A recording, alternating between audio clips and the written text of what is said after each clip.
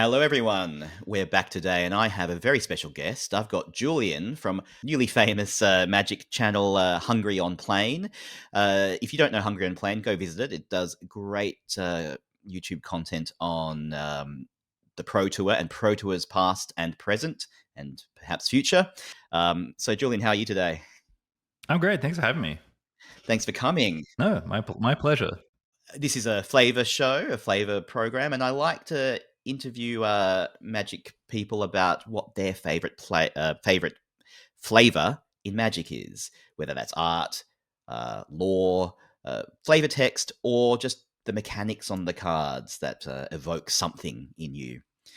So the first question, and this really is a good framing question, is when did you start playing Magic, and what set was it? So I started playing Magic in 1999. I pretty confident I started with Tempest Block, but which is actually before this. And I did play a little bit of Portal because that was like kind of what the kids on the playground had to play with. That's how I learned. That's how I got Magic. Like many kids in the 90s, I was just like, people playing this game. It seemed cool. I liked fantasy, and started learning how to play this card game.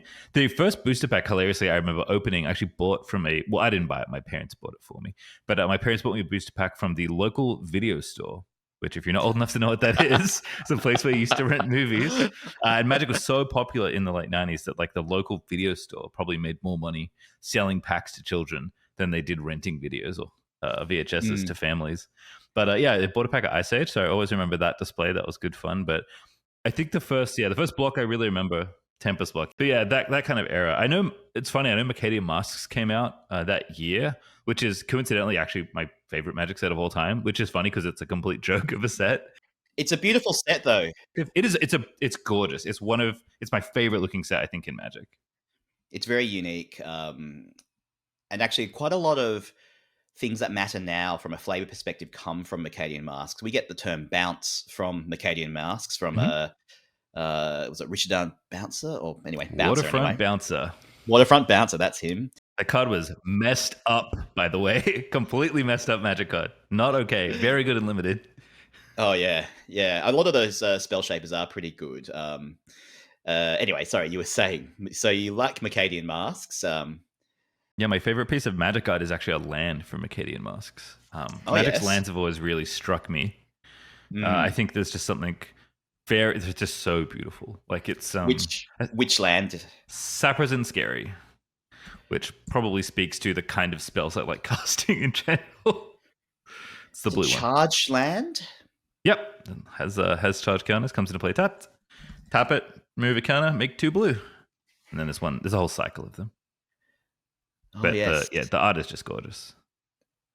Is it a coral reef with the orange clouds in the horizon? Yep. Where else would you get blue mana in Mercadia than the sea? Well, nowadays everything's an island, so yeah, that's true. But we have pure islands back in the 90s. Lands are a beautiful aspect of Magic, and it's funny because new players often say, "Oh, well, mana system lands, whatever," but they are the most evocative thing because this idea that you're drawing power from the land, there's something very primal about that. Yeah. Particularly when the vistas are beautiful, and I know we get too many full art lands now, but most of them are gorgeous too. Yeah, there's something about, I mean, I've always been the kind of person that loves looking out at the ocean, loves looking out at the sky. So lands are just these beautiful literal landscapes, and the amount of different Magic art that's been commissioned. I mean, maybe it's because they always make new land art basically, because even the basics got treatments in every set. I can't even decide on a favorite set of basics, to be honest with you. The more I look back at old Magic sets, the more I realize how many amazing basics have been painted over the years.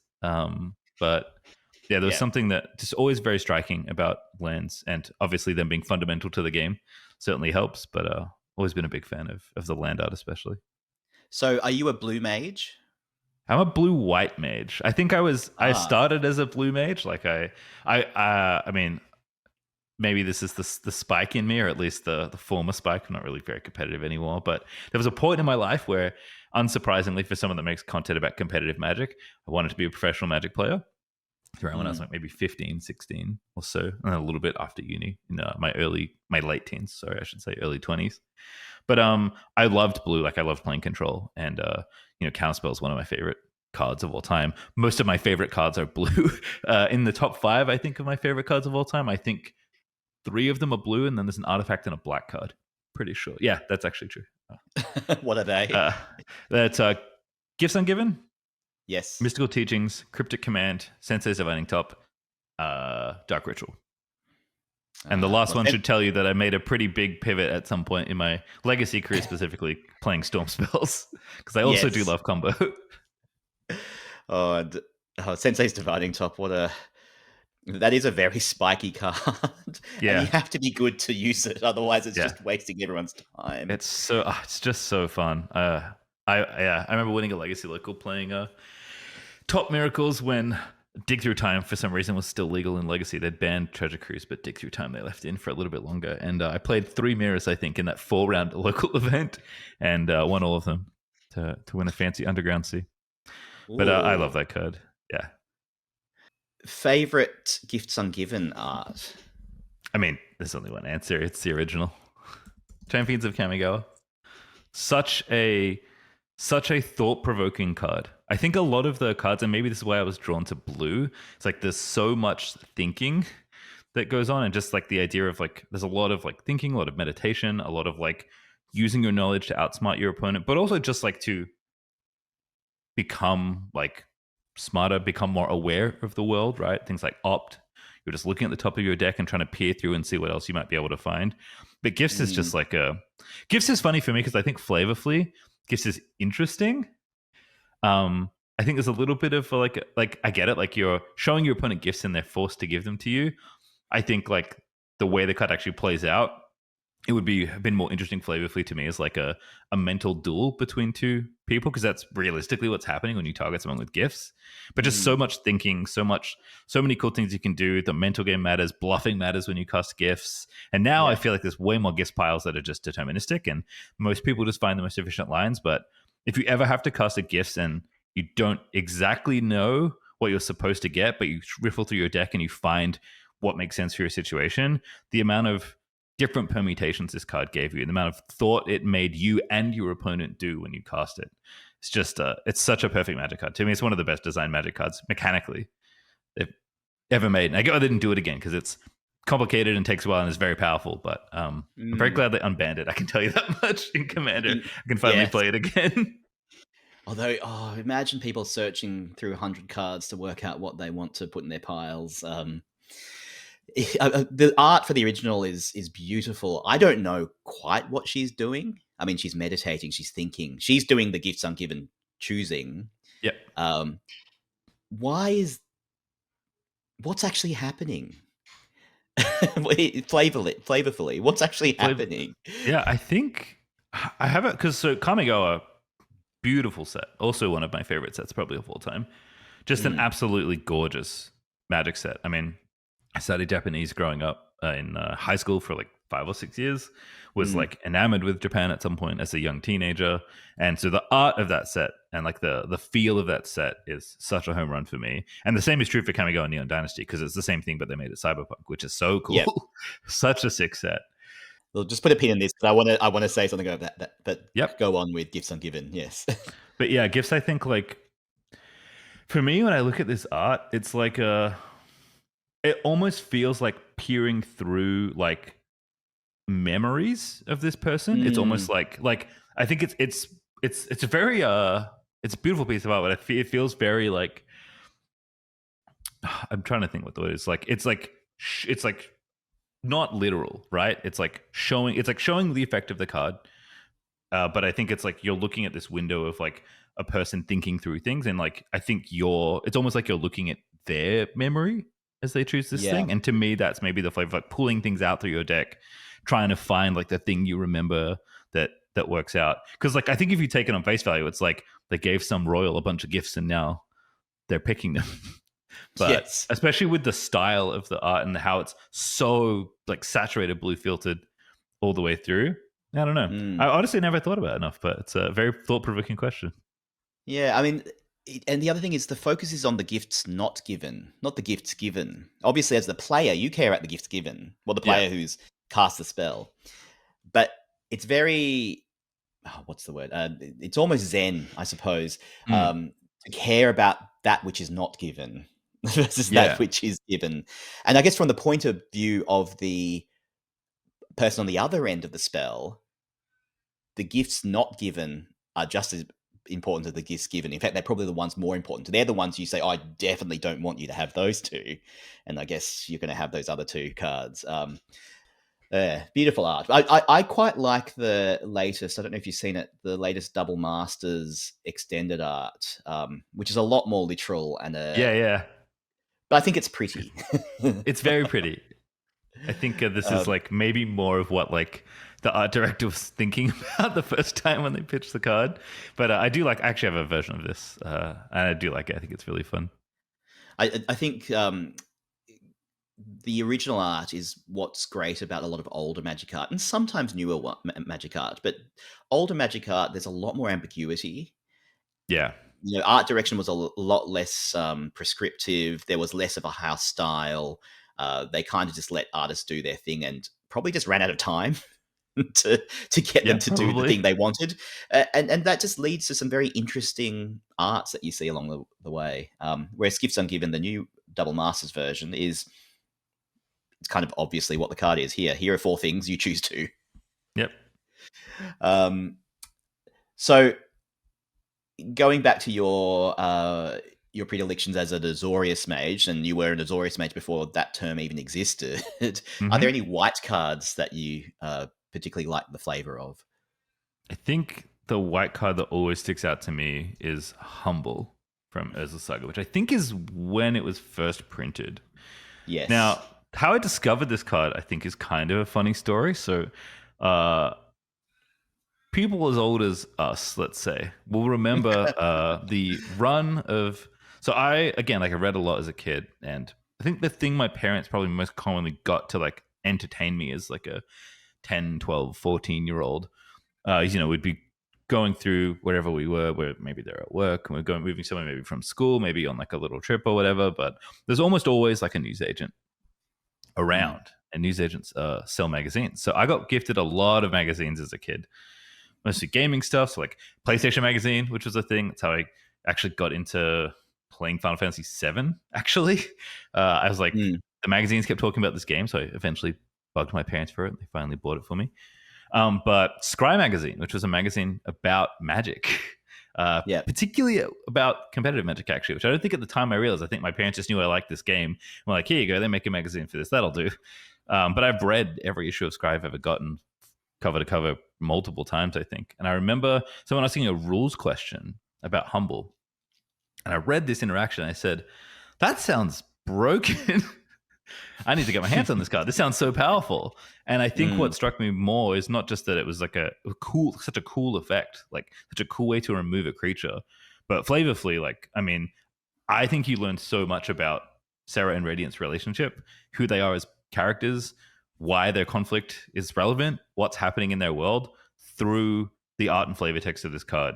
And I've never read any of like the tertiary stuff, the secondary stuff, like the novels or whatever, when it comes to even these earlier Magic sets. But to me, Humble represents like the story of these two characters, and Radiant, I think, is probably my favorite character in all of Magic. I don't even know who Radiant is. she's the angel left to protect Serra's realm after she left. She was an angel, and then she basically like she goes mad, and then turns the Angels of Serra into an army, and then Phyrexia invades it, and eventually Urza has to hit the reset button. All the normal stuff. Yep. But I think in there's a printing of Vindicate it's an extended art. It's an extended art printing. Where is it? From Modern Horizons 2. And this art of Vindicate with Radiant on it shows her finally realizing what has happened to her, because she's so corrupted by, I think there's like some Phyrexian stuff happening, but she's so corrupted by everything that's gone on. She's gone like, kind of like the Mad King from Game of Thrones. It's basically what she's become in this realm that she now has control over. And the text is simply her discovering that, I think, before she dies, because I think there's a giant explosion about to happen with whatever artifact she's holding. And the flavor text is very simply a quote from her: "I am the mad one, finally realizing." I'm just looking at it now. So it looks like it's the Might Stone and the Weak Stone in this art. I think it probably is, because definitely that stuff happens. Oh, that's interesting. I didn't know. I had stopped playing Magic at this era, so this era of lore is a bit of a blank for me. But that then sounds a bit like what they do later with Avison and her going mad. Yeah. That humble art's great. It's so great. And interestingly, it's got that style that's quite reminiscent of Mercadian Masques. In fact, Val Myerick must have done a lot of the art for that. Just looking at the name. Funnily enough, Humble, the effect doesn't live in white very much anymore. That's very much a blue effect these days. Yeah, it is. But the flavor would never work for blue. That's very much a white flavored card. Yeah, I think I've always appreciated White's general sense of justice and peace, and like, I mean, there's a lot of like peace and quiet. I don't think flavorfully it's like all that. It's interesting. It's like it doesn't quite line up that you're destroying 2 enchantments, but especially in like the settings, this is a legacy card, but such another stunning piece of art that mostly features a landscape.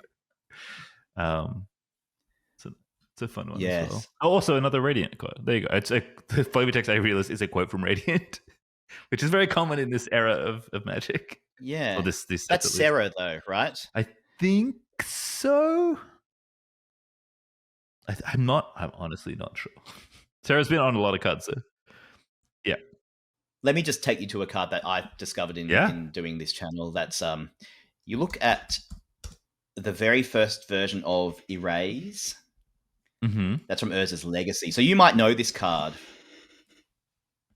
Oh yeah, I do know this card. I own a foil copy of this card, strangely. There you go. But that, and actually, I've done a video on Erase. It was just an interesting card to look at. But if you track through the arts, they're all quite beautiful arts in different ways. This one is presumably one of Sarah's angels, dispelling some magics to discover the truth. But if you look at the Magic 2013 one, that's beautiful. Yeah, it's very Eldraine-y. Yes, but long before we had Eldraine, I think. Exactly. But the Khans of Tarkir one's also quite beautiful as well in a different way. It's a lot more literal. Yeah, I'm always struck, I think, and this is why white, I think, has been the color that I've always gravitated to. Not just their, like, sense of peace, sense of justice, sense of calm, because blue has some of that as well, especially calm, which I think is a lot of why Azorius resonates with me. And of course, like, when we think about, like, I don't think that much in Shards because I play a lot of 2-color stuff, because I play a lot of Commander. I think 2-color Commander is a bit more interesting. But, like, Esper was always a shard I enjoyed, but I think that's kind of because it's very powerful. Yes. But I think Bant is the shard that like resonates with me most, and that's obviously the shard that removes red and black from the world, literally, in how Shards played out. And it's just happy, bucolic, beautiful, sweeping plains, beautiful skies. So not surprising, I suppose. My theory on Bant is that's a shard that everyone's dad is Bant. Depending, your dad is either Bant or Naya. It's like if you've got more of a drinky sort of, slap you on the backs of dad, he's more Naya. But if your dad's a bit more lay down the law, he's Bant. But that's like the That's funny. My dad's definitely Bant. Yeah.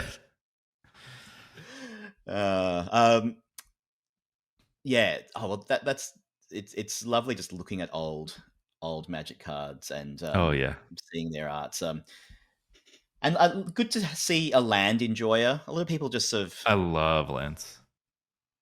They just jump over lands. But Mercadian Masques lands are really beautiful. But around that time, some of the Portal lands actually are gorgeous. That original first edition Portal. And some of them are actually expensive too. Yep. $2 just for a normal basic, yeah. Yeah, not to reveal my secrets, but Portal Second Age, some of my favorite basics, probably ever. They are just. I feel like the art direction was just like, I don't know, make them sick. like there's like it's not like Three Kingdoms where there's like a bit of theming with like the because it was made for the Asian market. It's not Yeah, like it's just like really beautiful, very different landscapes. yeah. I'm just It's looking at almost the like the mountain. APAC land. It's almost like the proto APAC lands, Yes. which is funny because they're not specific for regions in the APAC region, which is where the APAC lands exist, but have the same sense of like color and scope. Yeah, I'm just looking through the mountain file on Scryfall, and the first one that comes up is one that's been spoiled for Spider-Man, which is a bit irksome. It's New York City, but with a red tinge. I don't like that buildings are now mountains. That's sort of, Yeah, I guess in Ravnica it was allowed, but apart from that, I guess if it's New York, what are we going to do? yeah. Oh wow, what is these? These are. I must say the Tempest lands are not as good. They're a bit. Yeah, they're I like them. Like I think nostalgia is definitely part of it, but like there's like a it's almost like a messiness to them that I really appreciate. I don't specifically know like why some of the way they are, because a piece of plains art that's really dark in Tempest for some reason. Mm, like half of the art is black. I might have something to do with the story or the world. Never paid that much attention, but yeah. yeah, it's interesting. They're very evocative, almost desolate in some of the Tempest lands. Yes. Well, as I suppose as the good ship Weatherlight was flying over the grand deserts of Dominaria, that's what they were seeing. So there we Yeah. go. Well, there is Uh, literal wasteland is from this set also, so maybe things weren't going so good on the land front.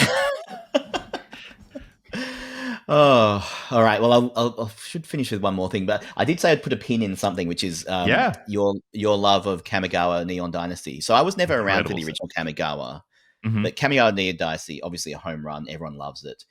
Um, and kind of accidental from the sounds of things that they ended up in Kamigawa, in that it sounds like Wizards was always going to do a cyberpunk Japanese anime set, but then it was suggested maybe by Maro or others that let's do Kamigawa, and they said, "Oh, that's great," but that lent the tension in the story, which is you have history.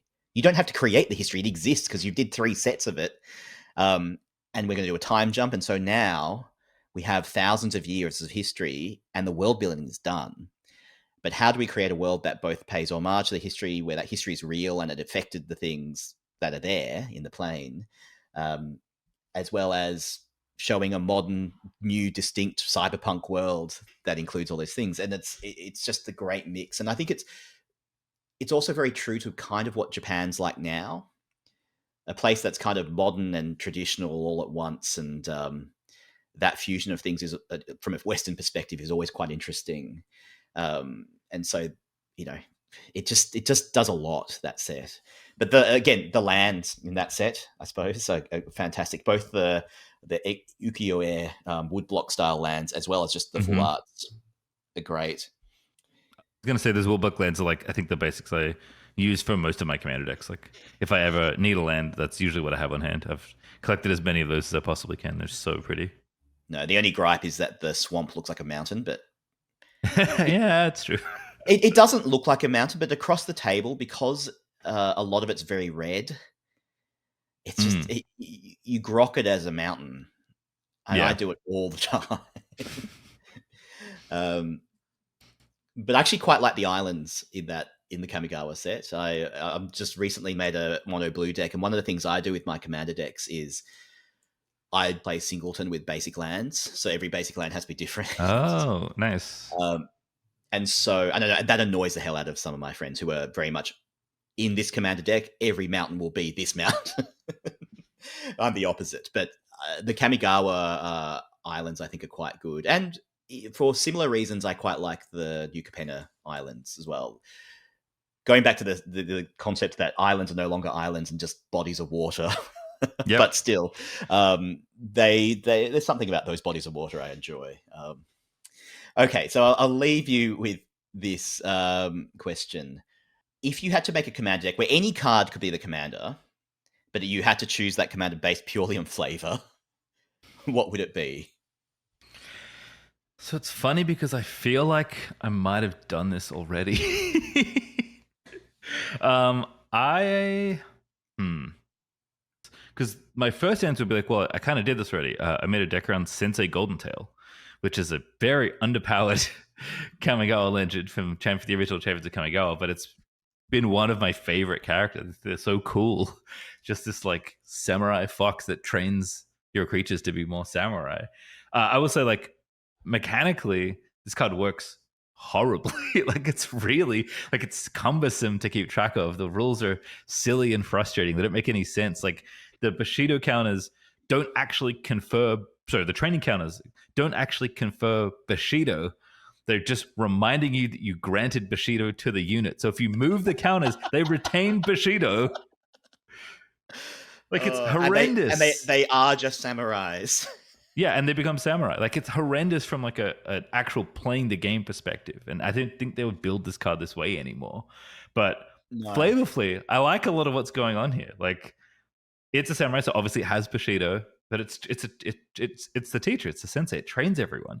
So and it takes time. You know, it turns them into a samurai because they're learning. You get Bushido 1 because every samurai has Bushido. You get training counters because you're being trained, and it can only happen at sorcery speed. You don't rush this. You can't become a samurai in the middle of combat. That's ridiculous. You have to be in the camp, ready to go, you know, doing your drills or whatever. And then you get to go out into combat, be a samurai. Oh, wow. I both love and hate this card. Yeah. I think the art is fantastic too, but I don't know. So nice. I don't know if it looks like a fox though. Yeah, I think I'll be able to see the face fully is hurting a little here. Also, I'm pretty sure. Again, I didn't read the books, but like, pretty confident. Golden Tail is like pretty important in like one of the novels. So, kind of interesting that you can't fully see like this character's face as a result. But I think that like the dynamics of the figure are like more interesting than seeing their face. But you're right, it is kind of interesting that you can't see it, especially because there were so many Kamigawa legends where like they had very distinct faces, very distinct characters. Like, a lot of them was like portraits in Kamigawa. Like Masako the Humorless, that is someone's portrait almost, just on a magic card. The one thing I'd say before I go to Masako, but about Golden Tail is it's very gestural, which is very much a strong aspect of Eastern art, which cares a lot more about the gesture than the accurate depiction of the thing that you're depicting. So here, there's just this sweeping movement, and you see all the clothes swaying and the billowing and the tail swept behind. It's almost like you don't need to see the person; you just see the movement, and you know, there's a master at, at work. But we'll talk about Masako briefly. Oh, wow. Yeah.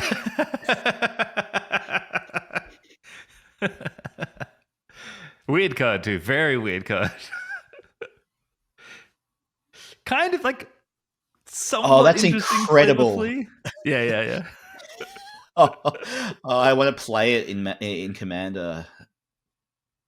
Just for some really weird gotchas. One really weird gotcha, then you'd have to. Then it would never be a surprise after that. No. Wow. Comes in and advises your troops, and then all of a sudden they're really good on defense. They've fallen asleep and they're still blocking away. Yeah, it's fine. That's totally fine. Oh, wow. There's some really weird mechanics. And that's one of the cool things about older Magic is they just made weird, unplayable mechanics just to convey flavor. We do that a lot less now. And look, it makes for better limited sets, mostly, because in Constructed, you only pick the good cards anyway. Yeah. But I find Commander, for example, where you get the whole entire card pool, is much more fun using cards which are weird and do weird things. When they do just powerful expected things, well, you know, that's kind of boring to me. I'm not that interested. Yeah, I feel the same way. This, on the other hand, this is, oh man, I have to dive into Kamigawa. I don't know the set very well at all. It's such a beautiful set. It's so nice. All the spirit dragons are like, I mean, they're both very powerful and like just very very cool looking. There's like a whole Kami war happening, so there's like a bunch of weird like spirit and arcane spells that matter, Yeah. and they have like specific interactions with each other. There's like the samurai that are clearly the good guys. There's like a bunch of rats, which are all pretty cool. Yep. A bunch of ninjas. Yeah, it's very cool. Love this set. Big fan. Terrible set, but good fan. Oh, but it's beloved by Commander players because I think it had a lot of legends, obviously, but also there's just Yes. these cards that do stuff. Let me leave you with this. This is a card I've done a video on as well, but it's just interesting. Uber Mask.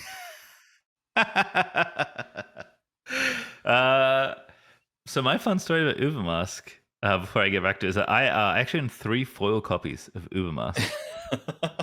And the reason I own 3 foil copies is that a former Star City Games writer and legacy player, Drew Levin, used to have a series on Star City where he would basically take like crowdsourced suggestions and then brew decks using people's terrible suggestions and try and make them playable in Legacy. And one of the cards he got like had to brew around was Ubermask.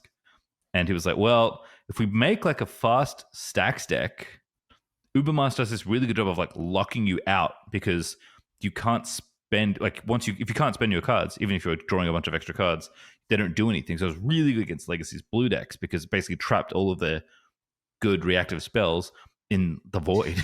Yes. So because of this deck that Drew like went on a run with, like, he recorded a bunch of videos and like for some reason was doing well in this random like moto games he was playing. I was like, oh, this might be good. This looks so much fun. This like silly blue artifact deck with this quirky card. I got to buy some foils of this, and I think they've shot up like, I don't know, I'll never sell them, but like some massive numbers since then. And then I actually met Drew and told him this story. And the reason I met Drew is because he works at the same company I work at. Right. And we've just bonded over random Magic stuff that's happened. But I'm very familiar with Ubermask because I try and do silly things with it all the time. It's undoubtedly a powerful card, but what you do with it, I don't know. And the art I just think is so it's so ambiguous, but there's something going on. It's a bit like the card. Yeah. Something's going on.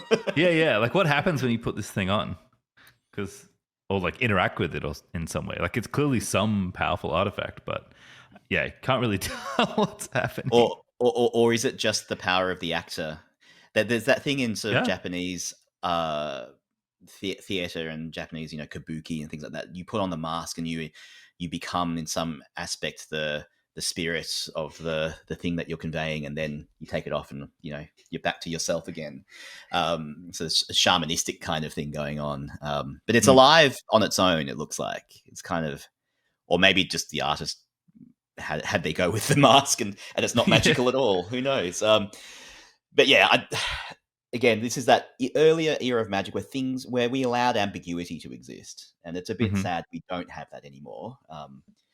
There's a few. I think Dominic Mayer, for example, does art like that still, but they still mostly cleave to the house style of, show the person doing the thing at this point in the story, which is fine and sometimes really good. But I think this is more interesting overall. All right. Well, thank you so much, Julian. That's been it's been a great conversation, and just hearing your stories of random cards. But the game affects us in these ways, and they're the things that stick with you. More than anything else, more than Nadu. Rampaging through a pro tour and destroying all forms of the game for some period of time. Yeah, just casually. Yeah, these things stick more, I think. So it's been great to talk to you, and good luck with Hungryonplane, and we'll wait to see the next exciting iteration of Pro Tour history. Thank you so much. Thanks for joining us on MTG Flavoursauce. If you like what you see, please like, share, or subscribe. See ya!